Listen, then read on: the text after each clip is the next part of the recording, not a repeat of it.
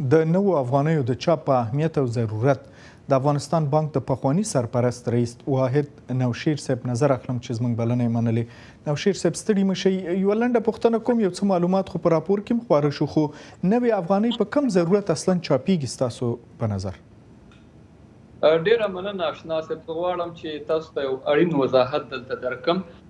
دغه نوې افغانیو د چاپ موضوع داسې ده چې دا د پخوا راهیسه یو څه افغانۍ د پولنډ حکومت مطبعه یا چاپ خانې سره پاتې شوې چې دا 3 میلیارډ افغانۍ دي، چې 2 میلیارډ یې شلګونونه دي او 1 میلیارډ یې لسګون دي. نو دا نوي چاپ شوي افغانۍ نه دي، بلکې هماغه چاپ شوي افغانۍ دي چې د انتقال پروسې باندې اوس موافقه یا توافق شوی. صحیح، یعنی ضرورت داسې خاص نه دی محسوس شوی، بلکې دا یو پخوانی قرارداد دی چې د زړو پیسو په بدل کې، یعنی د زړو پیسو د بدیل دپاره هماغه پیسې بیرته چاپیږي. دا د نوو افغانیو چاپ مفهوم هم په دې چې څوک دا باور ونه فکر وانخلي چې ګنې بیخي نوې لوګو، نوې لیکنه، نوې به کوم حکم پکې، بلکې هماغه پیسې دي چې صرف تازه چاپیږي، نوې کیږي. یعنی بالکل د افغانیو په بڼه کې هیڅ تغییر نه دی راغلی، دا هماغه پخوانۍ بڼه ده. او لکه څنګه چې تاسو ویل، دا خو واړه نوټونه چې دي دا عموما د دوی هغه اوسط ژوند چې دی 3 نه 3.5 کالو پورې وي، غټ نوټونه به 10 کالو پورې دوام کوي، ځکه دا خو ډېر استعمالېږي. نو دا زړې شوي دي، فقط پخوانۍ افغانۍ به تعویض کېږي ورباندې. صحیح. او د دې معنا هم دا ده چې یعنې د پخواني حکومت د چارواکو لاسلیکونه په دغه نوټ باندې دي، سمه ده؟ هو همداسې ده. صحیح. یو بله موضوع ماخلو، کاغذي پیسې د یو مادي تضمین د مخې نه چاپیږي. نوشیر صاحب، اوس دا د طالبانو په حاکمیت کې نوې افغانۍ چې همدغه چاپ شوي، دا په کومې پشتوانۍ باندې چاپیږي که دا د پخواني همغه تعهداتو تداوم دی چې باید راولېږل شي افغانستان ته؟ او دلته یو شي کې باید موږ او تاسو یو پرتله وکړو، یو توپیر وکړو. دغه بیا هم همدغه 3 میلیارډ افغانۍ خو پخوا راهیسه پاتې چې دا به راشي افغانستان ته. بل یو نوی قرارداد نوی دی چې هغه 100 میلیارډ افغانو قرارداد دی چې 1500 او زر او یعنې لوی غټې افغانو دپاره شوی دی. نو دا اړینه ده چې دغه افغانۍ کله افغانستان ته چاپ پروسې تکمیلېږي، ځکه چاپ پروسه هم یو وخت نیسي او بیا افغانستان ته راځي او بیا دا بازار ته داخلېږي. نو دغه دپاره یو پشتوانه ضروري ده. نو فکر کوم د افغان فنډ په نوم دغه نوی ایجاد شوی فنډ به ډېر مهم رول په دغه موضوع کې ولوبولی شي. پوه شوم.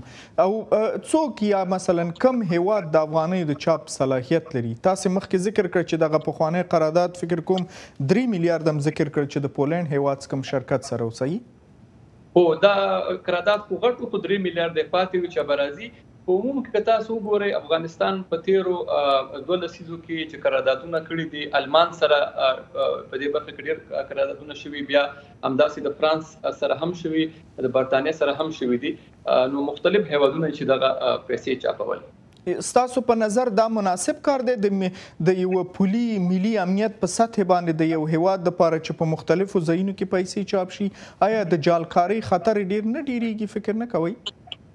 دغه 3 هیوادونو نوم چې ما واخیست، جرمني، فرانس، برطانیه، په ځانګړې توګه دغه 3 هیوادونه چې دي، د دوی دغه شرکتونه په دنیا په کچه ډېر زیات معتبر شرکتونه دي. او دلته چې کله قرارداد امضا کېږي، سکیورټي فیچرز چې ورته وایي، هغه باندې ډېر زیات کار کېږي، هم د مرکزي بانک د خوا نه هم د شرکت سره. او په دې کې ډېر مهم موضوعات وي چې په هغه قرارداد کې ځای په ځای کېږي. نو دا خطر پکې نه وي. صحیح. یو ستاسو د یو تخصص په صفت باندې غواړو نظر هم واخلو چې تاسو خو اوس دا یاده کړه چې 3 میلیارډ افغانیو چې پخوانی قرارداد افغانستان ته ضرورت دی چې دا پیسې نوي راشي چې د زړو ضرورت یعنی هغه د کار نه ولیدلي تقریبا.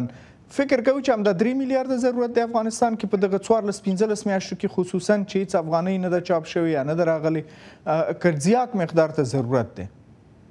دغه 3 میلیارډ افغانۍ چې راشي، وړې افغانۍ به تعویض کړي او دغه ستونزه به تر یو بریده حل شي. ولې په عین وخت کې د غټو افغانیو ضرورت هم شته چې 1500 او زرګون دی. او لکه ما چې ویل، د 100 میلیارډ افغانیو قرارداد باندې هم کار روان دی چې غالبا فکر کوم د فرانس د حکومت سره یا فرانسوي کمپنۍ سره په دې کار روان دی، چې هغه هم په نظر کې نیول شوي دي. ولې یو وضاحت غواړم اشنا صاحب چې ورکم، کله چې افغانۍ چاپ شي، د چاپ موضوع دا نه ده چې چاپ شي او بازار ته راځي. دا ول راځي په ځانګړي ځکه ساتل کیږي دغه نو سبب بانک تر یو به نشر او جریان تولیږي او هغه کې د بازار اړتیا ضرورت او د اقتصاد حجم او تجارتي تعاملات ټول په نظر کې نیول کیږي. صحیح. یو غټه اندېښنه چې د نوو پیسو د چاپ په اړه ده یا د تازه پیسو د واردولو په اړه ده هغه دا ده چې انفلاسیون شاید پورته لاړ شي د اجناسو بیه ډیره لوړه شي. آیا دا خطر د دغو پیسو سره موجود دی؟ نه دا خطر بالکل موجود نه دی ځکه مرکزی بانک پولیس سیاست دا ټول موارد په نظر کې نیسي. لکه مخکې چې ما ویل د پیسو چاپ څو پورې چې پیسې مرکزی بانک ته نه وي راغلي او دا جریان ته نه وي لیدلي او کاغذ دی هغه پورې دا هغه کې نه حسابېږي. نو دا چې کله چاپ شي راځي او په ځانګړي ځکه ساتل کیږي تر څو د مارکیټ او د بازار د ضرورت په اساس باندې د اقتصاد د حجم ته پرېدو باندې تجارتي تعاملات ته پرېدو باندې نو فکر کوئ چې دا ظرفیت اوس په موجوده حاکمیت کې شته چې هم دا کار وکړي؟ تاسو وګورئ مرکزی بانک د پخوا رئیس په 12 لسیزو کې په افغانستان کې یو تر ټولو بهترین نهاد او دغه اکثره کډرونه اوس هم عملته کار کوي په تخنیکی او مسلکي زیرو. صحیح. واحد نوشیر صاحب تاسو د افغانستان بانک پخوانی سرپرست رئیس وي پوره معلومات هم درلودل کورم ودان چې زموږ بلنه منلې وه او په دې اړه وضاحت ورکړو. مننه.